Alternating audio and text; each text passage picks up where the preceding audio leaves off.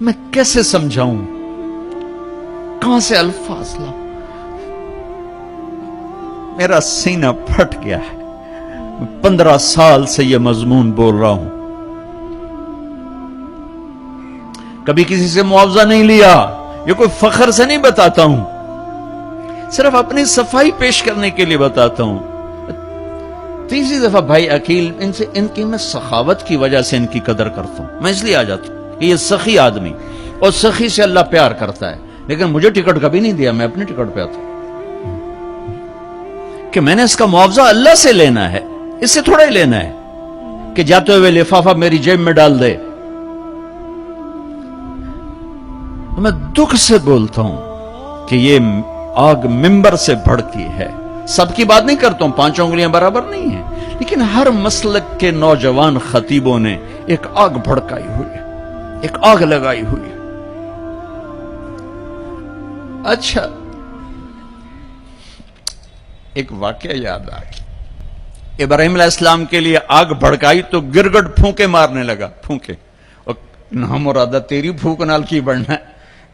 لیکن ایک برائی کا ساتھی بنا تو حکم ہے جہاں گرگٹ ملے اسے مار دو. یہاں نہیں پایا جاتا گرگٹ، وہ میں نے افریقہ میں دیکھے تھوک کے حساب سے، یہاں نہیں ہے. مارے چھپ کے لیے اس کی قسم ہے، گرگٹ نہیں ہے. اور کبوتر کو بھی پتا ہے میرے 2 چن جاندے پانی نال کچھ نہیں بڑھنا. اس نے چونچ میں پانی بھر ایسے اوپر ڈالا. اللہ نے کبوتر کی محبت پوری دنیا کے دل میں بٹھا. سارا حرم کبوتروں سے بھرا پڑا، میرے نبی کا حرم کبوتروں سے بھرا پڑا ہے. اللہ کتنا قدر، اللہ کو پتہ ہے ایک قطرے پانی نال کے بڑھنا ہے.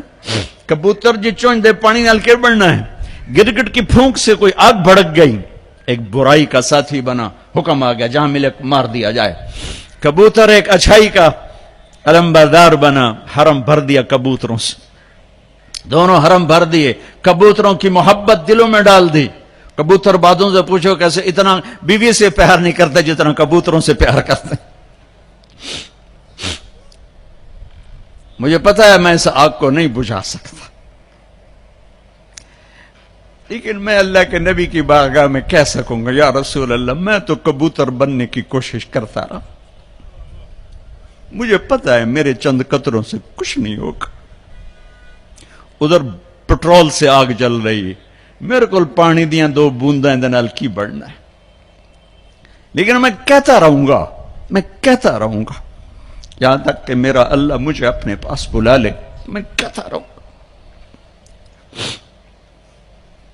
امت بنو، نفرتوں کی آگ کو بجھا دو.